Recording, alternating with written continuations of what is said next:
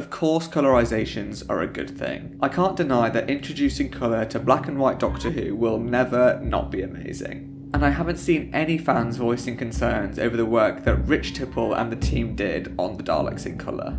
And with the announcement of the War Games in colour, we're clearly seeing a regular addition to Doctor Who media. The colouring itself is by far my problem with these projects.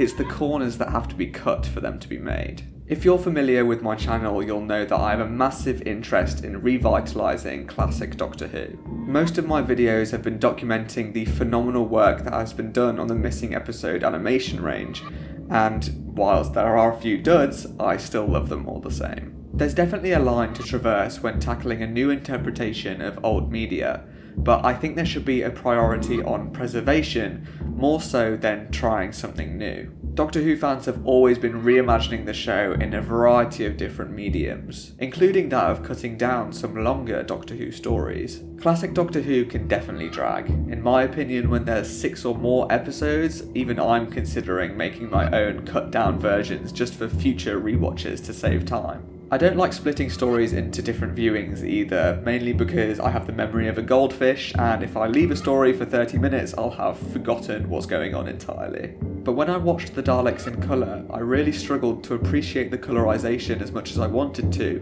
because so much was being removed. Over half of the nearly 3-hour story was cut to just 75 minutes.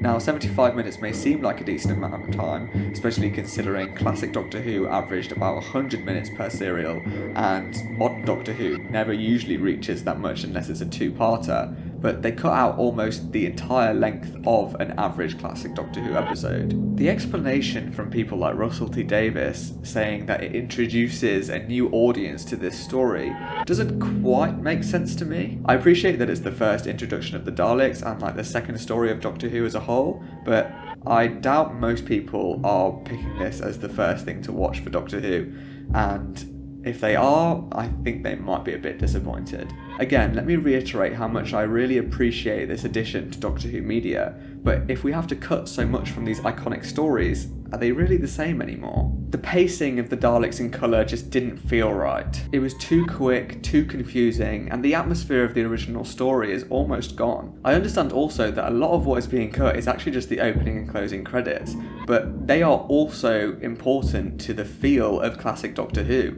Without the tail-off cliffhangers at the end and the reintroduction from last week's episode per se, you kind of miss the feeling of the split-up nature of a classic Doctor Who episode. It was the same kind of thing people were talking about when the Shada animation came out in 2017, which they then had to reintroduce the opening and closing titles to the 2021 re-release in the collection box set. So when they announced the War Games, the second longest standalone Doctor Who story was to receive a colorisation, I was slightly concerned. 250 total minutes of the 10-part story has been cut down to just 90. This time, there is under 40% of the original material. I'm just left wondering, why the War Games? Why force yourself to cut so much? Aside from just giving new life to classic Doctor Who, the explanation of introducing new audiences to these stories kind of falls apart here. It made sense with the Daleks in colour somewhat, with it being the second story ever and introducing the Daleks and kind of introducing companions and the Doctor as well, aside from An Unearthly Child of course. But with the War Games being a departure for Patrick Troughton as the second Doctor and 2 companions,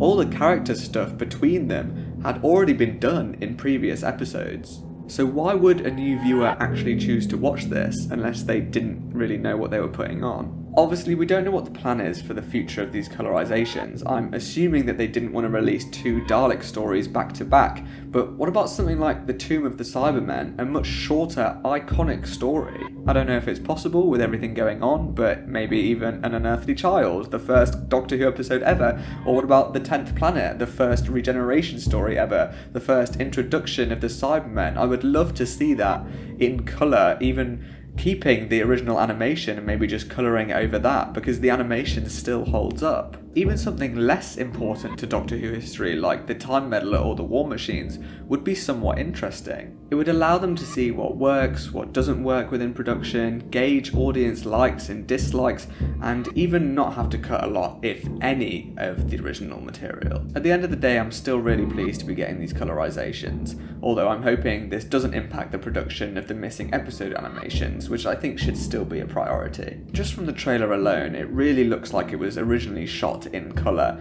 and will transition really well into Spearhead from space. If I was going to predict what they're going to colorise next, it would probably be the Dalek invasion of Earth or the Chase, but I wouldn't put it past them to do the Daleks master plan and just leave out the missing episodes and let you fill in the blanks yourself. Let me know in the comments what you think the plan is for future Doctor Who colorisations.